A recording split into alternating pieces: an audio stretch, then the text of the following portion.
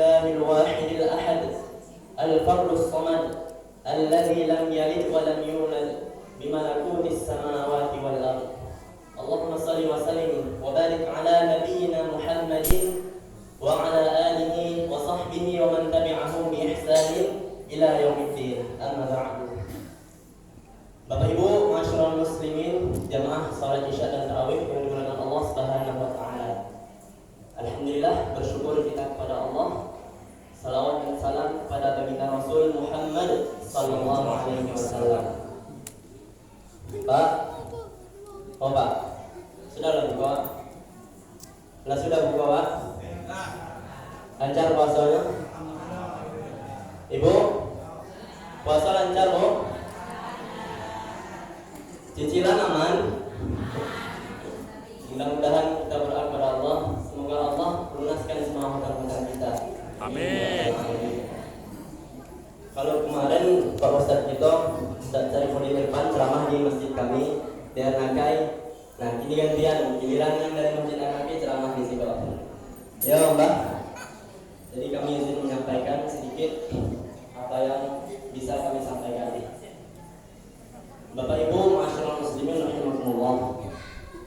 Sedikit kita mengulik ayat Al-Qur'an firman Allah dalam surah Al-Ghafir ayat 60. A'udzu billahi minasyaitonir rajim.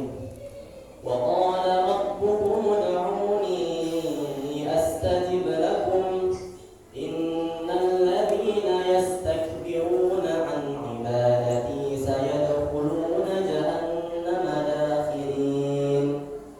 Apa kata Allah dalam Al-Qur'an? Wa qala rabbukum, dan Tuhanmu telah berfirman, ud'uni, kata Allah, berdoalah kepadaku, astajib lakum, niscaya pasti akan aku kabulkan doa itu untukmu. Tidak hanya berhenti sampai situ, Allah lanjutkan lagi kalimatnya, innal ladzina yastakbiruna 'an ibadati sayadkhuluna jahannama dakhirin. Sesungguhnya orang-orang yang membangkang, menyombongkan diri, yang enggan beribadah kepadaku, kata Allah, termasuk yang tidak mau berdoa, itu Allah masukkan ke dalam neraka Jahannam. Sayadkhuluna jahannama dakhirin. Mereka masuk ke dalam neraka Jahannam dalam keadaan hina-hina. Coba kita perhatikan kalimat di sini Bapak Ibu sekalian. Pertama, Allah perintahkan kita, Allah berikan perintah kepada kita, ud'u rabbakum. Kata Allah, berdoalah kepadaku. Lalu setelah Allah berikan kata perintah, Allah berikan kabar gembira kepada kita, astajib lakum, bahwa siapa yang berdoa pasti Allah akan kabulkan, kata Allah. Nah, namun tidak hanya berhenti di dua ini saja, lalu Allah berikan peringatan dan ancaman kepada kita bahwa orang-orang yang enggan beribadah kepada Allah, yang enggan berdoa kepada Allah, yang sombong, merasa tidak membutuhkan Allah, maka Allah ancamkan dengan neraka Jahannam, dan dia masuk ke dalam neraka dalam keadaan hina-hina. Na'udzubillah. Maka Bapak Ibu sekalian, doa ini merupakan sesuatu yang sangat penting bagi kita umat muslim. Rasulullah bersabda, ad-du'a'u silahul mu'min, kata Rasul. Doa itu adalah senjatanya orang beriman. Jadi senjata kita orang beriman itu adalah doa. Ketika lagi dalam bahaya kita berdoa, maka Allah akan lindungi kita dari bala bahaya itu. Bahkan dalam hadis lain Rasul bersabda, ad-du'a'u huwal ibadah. Doa itu adalah ibadah. Pak, tahu makna salat, Pak? Salat itu secara bahasa adalah doa. As-salatu lughatan ad-du'a. Kenapa dikatakan doa? Karena isinya salat itu semuanya, mulai dari kita takbiratul ihram sampai salam terakhir, itu semuanya isinya adalah doa kepada Allah Subhanahu wa taala. Makanya Allah sangat senang menerima doa dari hamba-hambanya, kata Allah. Makanya Allah perintahkan kita untuk berdoa kepada Allah Subhanahu wa taala. Nah, sekarang coba Ibu bayangkan dulu. Ibu punya anak kan? Coba Ibu bayangkan kalau seandainya anak kita tidak pernah minta uang jajan sama sekali pada kita. Sama sekali nggak pernah minta uang jajan. Apa yang Ibu rasakan? Apa yang Bapak pikirkan, Mbak? Kalau kita orang tua pasti merasa aneh. Ini kok anak masih kecil nggak pernah minta uang jajan. Padahal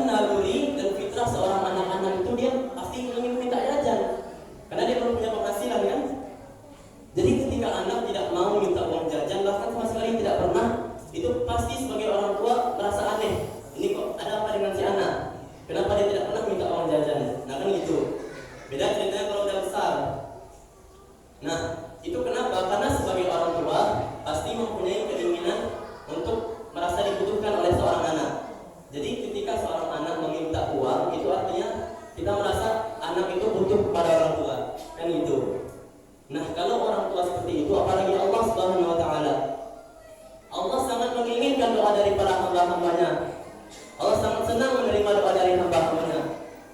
Makanya jangan heran Pak, kalau seandainya tiba-tiba kita diberikan musibah, diberikan ujian oleh Allah Subhanahu Wa Taala.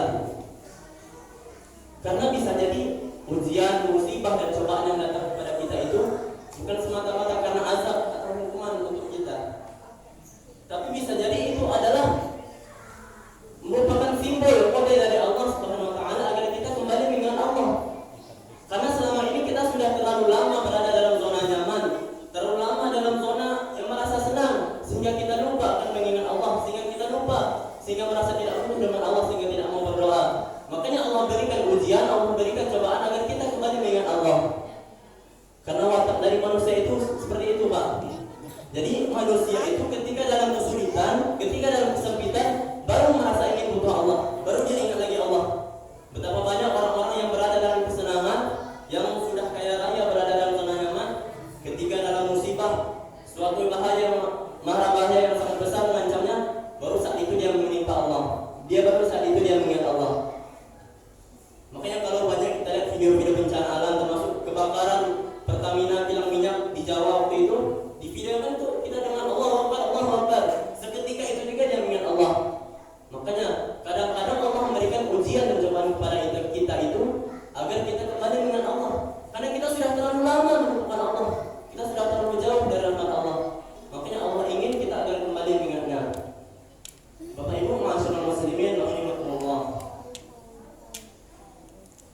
Cuman masalahnya adalah masih ada juga orang yang bilang, saya nggak mau berdoa lah, saya malu berdoa sama Allah, saya merasa nggak pantas berdoa sama Allah. Kenapa Pak? Kita tanyakan. Saya ini ahli maksiat, saya ini banyak dosanya kata dia. Jadi saya malu meminta kepada Allah. Padahal Allah sudah mewanti-wanti, Allah sudah ingatkan kepada kita, wala tayasu mir rahmatillah, kata Allah. Dan janganlah sekali-kali kalian berputus asa dari rahmat Allah. Innahu la yayasu min rahmatillahi illa al-qaumul kafirun. Sesungguhnya tidaklah orang itu berputus asa dari rahmat Allah kecuali dia adalah orang yang kafir. Makanya seharusnya kita tidak perlu merasa seperti itu. Bahkan iblis pun doanya Allah kabulkan. Seorang iblis permintaannya Allah kabulkan Pak. Tahu ceritanya? Dalam surat Al-A'raf ketika iblis ingin Allah turunkan dari surga, apa kata iblis? Qala anzirni ila yaumi yub'atsun. Wahai Rabbku, berikanlah aku waktu penangguhan sampai hari kebangkitan. Allah kabulkan doa iblis. Allah kabulkan permintaan iblis. Padahal iblis ini adalah dedokotnya seluruh kejahatan yang ada di muka bumi. Asal muasal semua kejahatan yang ada di muka bumi ini adalah iblis. Maka kita sebagai manusia yang tentu lebih mulia daripada iblis, seharusnya merasa lebih pede dan lebih yakin bahwa Allah akan mengabulkan doa kita. Fa'alhamaha fujuraha wa taqwaha. Aku ilhamkan kepada manusia itu dua potensi, yaitu potensi keburukan dan potensi kebaikan. Qad aflaha man zakkaha wa qad khaba man dassaha. Maka sungguh beruntung orang yang mencucikannya dan merugi orang yang mengotorinya. Nah, Bapak Ibu yang dirahmati Allah Subhanahu wa taala. Jadi asalnya prinsip dasar doa itu adalah pasti dikabulkan oleh Allah. Cuman masalahnya ada orang itu yang dia sendiri yang menghalangi doa itu agar dikabulkan oleh Allah Subhanahu wa taala. Apa kata Rasul? Yustajabu lil 'abdi ma la yasta'jil. Sesungguhnya doa setiap hamba itu, kata Rasul, pasti akan dijawab oleh Allah Subhanahu wa taala kecuali mereka yang tergesa-gesa. Lalu sahabat bertanya, siapa itu mereka yang tergesa-gesa ya Rasulullah? Mereka itulah yang berkata, da'autu wa lam yustajabu li. Aku sudah berdoa berkali-kali tapi Allah tidak kabulkan doaku. Makanya ini kita harus hati-hati, jangan sampai seberapa sering kita berdoa, tapi kita merasa Allah tidak kabulkan doa kita. Karena ini yang menghalangi doa kita dikabulkan oleh Allah Subhanahu wa taala.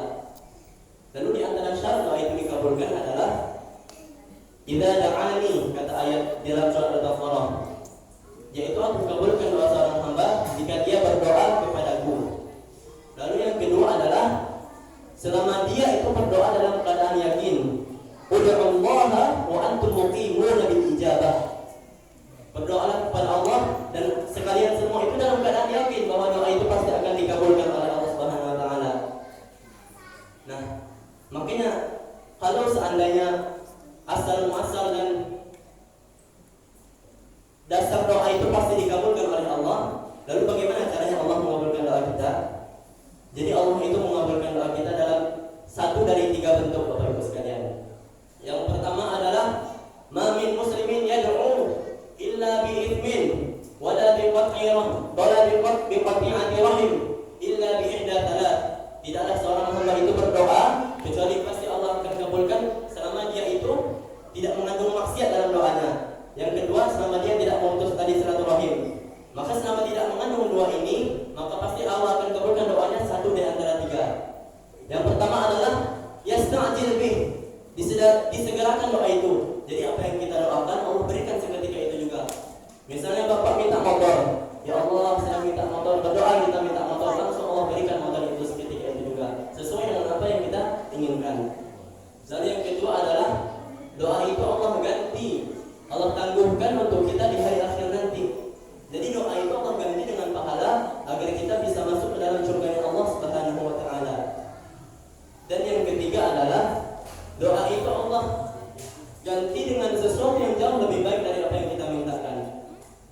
Misalkan kita minta motor, lalu Allah kasih sepeda. Karena ternyata sepeda ini justru lebih baik bagi kita. Dengan sepeda kita bisa lebih sehat dan segala macamnya. Maka kalau kita analogikan, Pak, seandainya kita sakit kepala, lalu kita datang kepada seorang dokter, kita bilang, dok, saya minta obat Bedrex. Lalu setelah diperiksa sama dokter, diberikan obat paracetamol. Lalu protes, loh dok, kok ini diberikan obat paracetamol? Saya kan mintanya Bedrex. Nah, Pak, jadi setelah kita periksa, ternyata sakit Bapak itu bukan sakit kepala aja, tapi ada meriang dikit, ada agak demam-demam sedikit, agak pilek dikit. Nah, seketika itu kita nurut kan sama dokter. Karena kalau kita dikasih Bedrex, bisa jadi demam kita tadi nggak akan sembuh. Nah, kalau dokter saja yang seperti itu, apalagi dengan Allah Subhanahu wa taala sang pencipta kita. Allah lebih tahu terhadap apa yang kita butuhkan, karena kita adalah ciptaannya. Allah lebih tahu terhadap sesuatu yang apa yang dibutuhkan oleh hambanya. Makanya Allah berikan sesuatu yang lebih baik dari apa yang kita mintakan. Bahkan kalau misalkan kita berandai-andai atau sudah berdoa, sudah berniat ingin berhaji misalnya sejak tahun lalu atau tahun ini, namun pada Allah karena COVID melanda, kita belum bisa haji karena kita sudah berdoa ya Allah. Nah, itu jangan sampai kita berprasangka buruk pada Allah Subhanahu wa taala. Bahkan itulah di saat itu kita diuji oleh Allah Subhanahu wa taala. Kita harus yakin karena doa itu pasti akan dikabulkan satu di antara tiga tadi. Kalau tidak memang dikabulkan saat itu juga, bisa jadi tahun mendatang atau dikabulkannya nanti di akhirat sebagai ladang pahala bagi kita untuk bisa masuk ke surga Allah Subhanahu wa taala. Bapak Ibu, masyaallah muslimin dirahmati Allah Subhanahu wa taala. Terakhir sebelum kita tutup, saya tutup dengan sebuah kisah.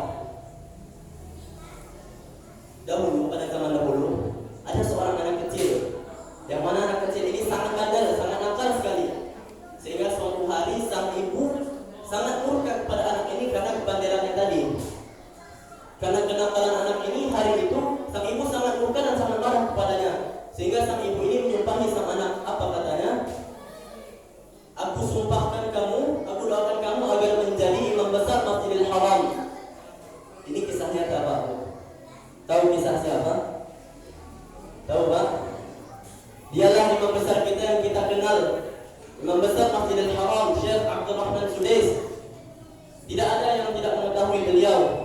Maka beliau itu ketika masih kecilnya disumpahi oleh ibunya ketika sangat nakal-nakalnya. Jadi saat itu sedang emosi sang ibu sangat-sangat meluap. Lalu saat itu juga sang ibu mendoakan beliau dengan kebaikan.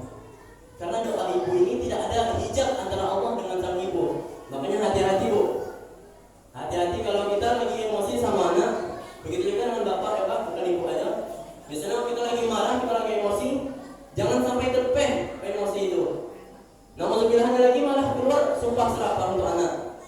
sampai.